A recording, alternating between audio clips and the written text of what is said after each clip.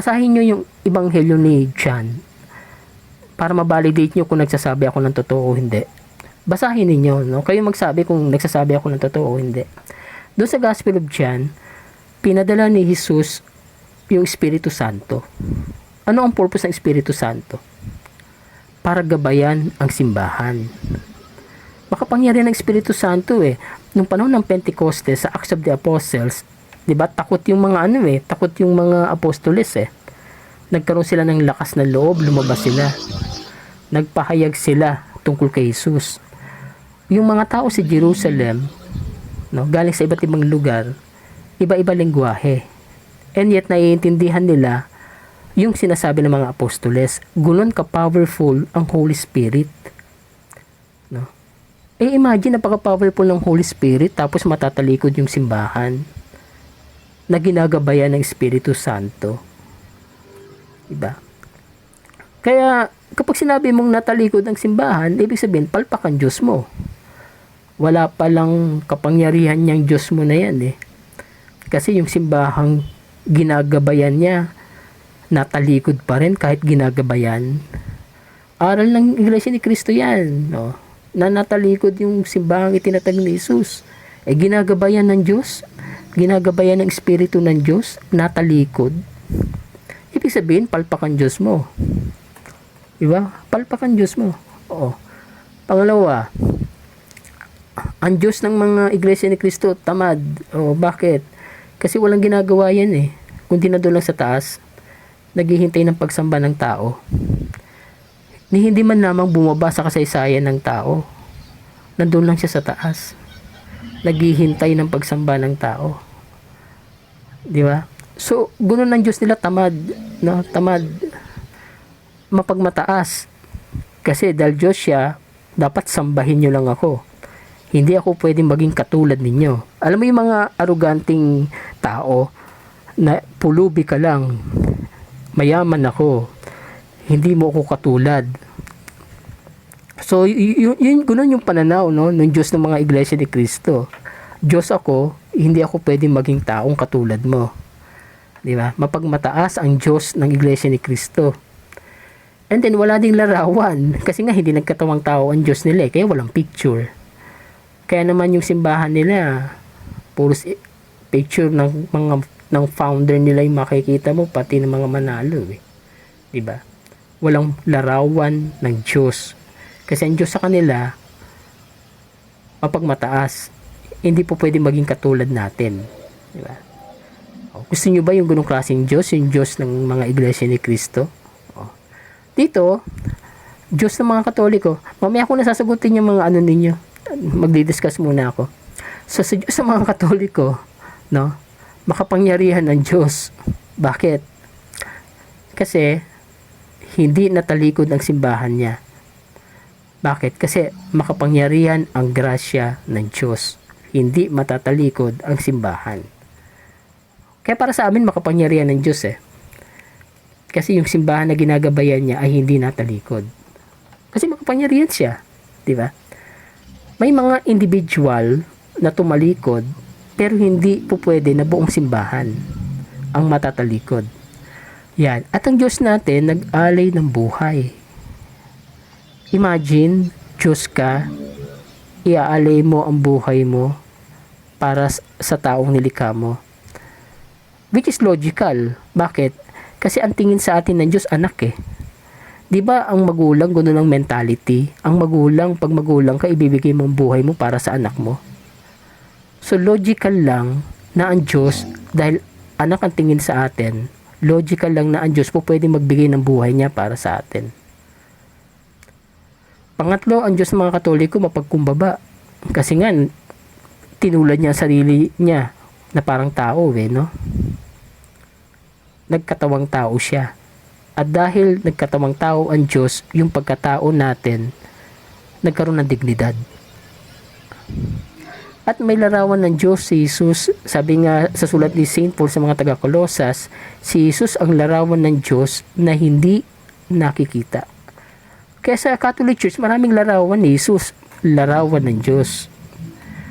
Yun yung katibayan ng kababaang loob ng Diyos, yung kanyang mga larawan. Sa INC, ano ang larawan nyo ng Diyos? Sa mga iglesia, ano ang mukha ng Diyos para sa inyo? Baka pareho kayo ng mga nasa Old Testament times. Yung mga tao sa Old Testament times, hindi nila alam kung anong mukha ng Diyos. Kaya nga sa Old Testament po, iba-iba yung pananaw nila sa Diyos eh. Ang Diyos malupit. Diba sa Old Testament, ang Diyos pumapatay. Pumapatay sa pamagitan ng tubig. Pumapatay sa pamagitan ng apoy. Diba? Ang Diyos nagpaparusa sa Old Testament. Pagdating sa New Testament, nung ang Diyos nagkatawang tao na, ang Diyos makita natin sa pamagitan ni Jesus, mapagmahal, mapagpatawad, nagpapagaling ng may sakit, bumubuhay ng patay. Ang laki ng difference ng mukha ng Diyos sa Old Testament ng mukha ng Diyos sa New Testament. Naging klaro sa atin ang mukha ng Diyos nung siya'y nagkatawang tao na. Naging klaro sa atin na ang Diyos pala, ang mukha ng Diyos ay mukha ng pagmamahal. Kaya kapag sinabi natin na si Jesus ay hindi Diyos, na ang Diyos ay hindi nagkatawang tao, binubura natin yung larawan ng Diyos na larawan ng pagmamahal.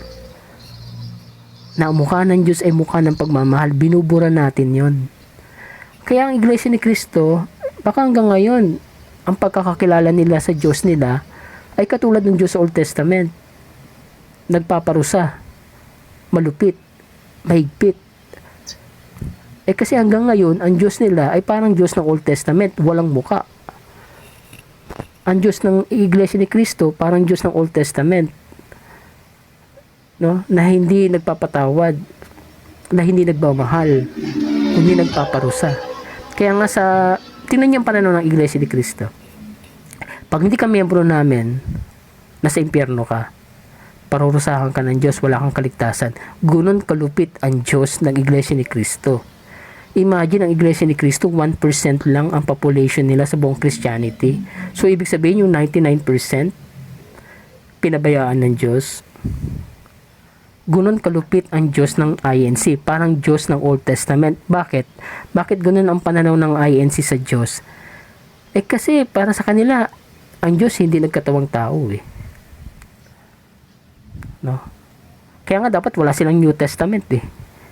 Kasi sa New Testament, ang istorya nun, istorya ng pagkakatawang tao ng Diyos eh. Dahil hindi nila tinatanggap ang pagkakatawang tao ng Diyos, dapat wala silang New Testament, wala silang New Covenant. Diba? Okay? So, isipin nyo mabuti mga kapatid. No? Huwag nyo mahalin ang simbahan ninyo. Ang mahalin ninyo ang katotohanan. Huwag nyo mahalin ang simbahan ninyo, ang mahalin ninyo ang Diyos. Sa totoo lang, hindi kayo ililigtas ng simbahan ninyo. Ang magliligtas sa inyo ay Diyos. Kaya ang Diyos ang mahalin ninyo, hindi simbahan. Hindi yung pinagtatanggol niyo simbahan ninyo kasi mahal ninyo yung simbahan. Naiintindihan ko na nakasanayan nyo yung simbahan na yan. Diyan kayo lumaki, no? Diyan kayo nagkaisip, nagkaroon kayo ng maraming kaibigan sa simbahan ninyo, na para sa inyo mahirap talikuran ng simbahan na yan. Ang problema, yung pagmamahal ninyo, nandoon na sa simbahan eh. Wala na sa Diyos. Kung yung simbahan ninyo nagtuturo ng mali, mananatili pa ba kayo sa simbahan na nagtuturo ng mali? Di ba? Huwag niyong mahalin ng mga manalo, no? Huwag niyong mahalin ng mga ministro niyo. Huwag niyo masyadong mahalin ng simbahan ninyo. Ang mahalin ninyo si Jesus. Ang mahalin ninyo ang Diyos. Kasi ang kaligtasan nyo na sa Diyos, wala sa simbahan. Wala sa institusyon. Kundi na sa Diyos mismo. Isipin nyo na lang kapatid ang population ng Iglesia ni Cristo 1% sa buong Christianity, 1% lang. Ilang milyon lang ba ang Iglesia ni Cristo? 3 milyon lang yan. 3 milyon lang ang population ng Iglesia ni Cristo. Napakaliit niyan. That is 1%. So ibig sabihin yung 99% nasa impyerno. Napakalupit naman ng Diyos yan. Yung 99% na yon, mga Kristiyano yon na hindi Iglesia ni Cristo. Paano pa yung mga hindi Kristiyano? Yung mga Muslim. Ganun ba kalupit ang Diyos? Na lalabas na 99%, no, ng tao sa mundo nasa impyerno, 1% lang nasa langit, mga Pilipino pa. Di ba karamihan ng member ng Iglesia ni Cristo Pilipino eh. Siguro about mga 98% no ng INC members ay Pilipino. So ibig sabihin, yung mga nasa langit, mga Pilipino lang. Nakakatawa eh, no? So ano mga kapatid, mga Iglesia ni Cristo, magising kayo, no? Ito lang tip ko, no? Hindi ko naman sinabing iwan nyo yung simbahan nyo. Ang tip ko lang sa inyo, mag-aaral kayo ng Bible. Huwag kayong maniwala sa sinasabi ng simbahan ninyo na ang Biblia ay nauunawaan lamang ng mga taong sinugo ng Diyos. Huwag kayong maniwala doon. Sinasabi lang ng simbahan nyo yun para hindi kayo mag-aral. Ang gawin ninyo, sa sarili ninyo, basahin ninyo ang Biblia. Nakikita ninyo yung nilagay ko dito na 40 narrative books. Ito yung nasa harap. Yung Genesis, Exodus, Numbers yan. Alam niyo yung 40 narrative books na yan, pag binasa nyo yan, tuloy-tuloy na kwento sa Biblia yan. Walang putol. Pag nabasa nyo yung 40 narrative books na yan, nabasa nyo na yung buong Bible. Ako, suggestion ko sa inyo, basahin niyo lahat ng libro na yan. Na parang lang kayo nagbabasa ng history, ng comics. Mahalaga makita nyo muna yung kwento. Magbasa naman kayo, no? Huwag naman yung sasabihin yung nabasa nyo pero hindi naman pala. Okay, basahin nyo yung 14 na libro na yan, yung nilagay ko dito sa harap. Yan po, pag binasa nyo itong 14 na ito, nabasa nyo na yung buong kwento ng Bible mismo. At yung kwento po niya tuloy-tuloy, walang putol. Tuloy-tuloy siya. Yung Genesis, Exodus, Numbers, Joshua, Judges, 1 Samuel, 2 Samuel, 1 King, 2 King, Ezra, Nehemiah, 1 Maccabees, Luke, and Acts. Pag nabasa nyo po yung 14 na libro na yan, nabasa nyo na yung buong Bible, yung kwento. Ngayon, sa this coming Saturday ng gabi, mag-i-start po ako ng Bible study sa Genesis. As in talagang Bible study yon, no? So, medyo mahaba. Marami po akong ipapakita doon. Yung mga nakaraang session ko, nagpakita na ako ng glimpse, no? Nung aking ituturo. Kung kayo po ay nandito sa live ko ng mga nakaraang araw, nakita niyo yung glimpse, no? Yung kapiraso. Pinakita ko kung paano ako mag-Bible study. Sa Saturday, sisimulan ko na po yung pagba-Bible study dito sa 4 na libro na ito. Yung nakikita nyo sa harap. Suggestion ko, basahin nyo itong 40 narrative books. Tuloy-tuloy na kwento po yan, wala yung putol. At pag nabasa nyo yung 14 na yan, nabasa nyo na yung buong kwento ng Biblia mismo. Nabasa nyo na yung buong aklat ng Biblia.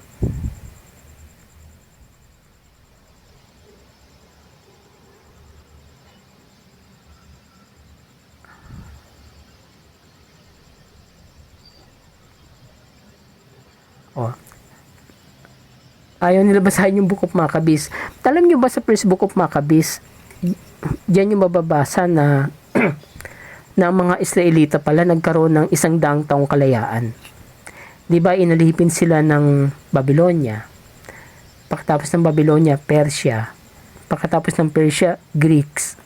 Pagkatapos ng Greeks, Romans. Pero bago sila masakop ng Romano, malaya silang bansa for 100 years. Panahon ng Herodian Dynasty. Mababasa nyo yan sa first Book of Maccabees, yung kwento na yan. Kaya nga sabi ko, basahin nyo ng tuloy-tuloy yan. No? Ang ganda ng storya niyan, no? Yung first Book of Maccabees, ang ganda ng storya niyan. Magkakapatid na Maccabeyo yan, no? Na kung saan, nagkaroon sila ng kalayaan, yung mga Israelita, yung mga Hudyo, sa pagkakaalipin sa Greeks, no? 'Di ba? Una si Alexander the Great, yung sumakop. 'Di ba? And then nagkaroon ng Seleucid dynasty. 'Di ba? World history yan eh.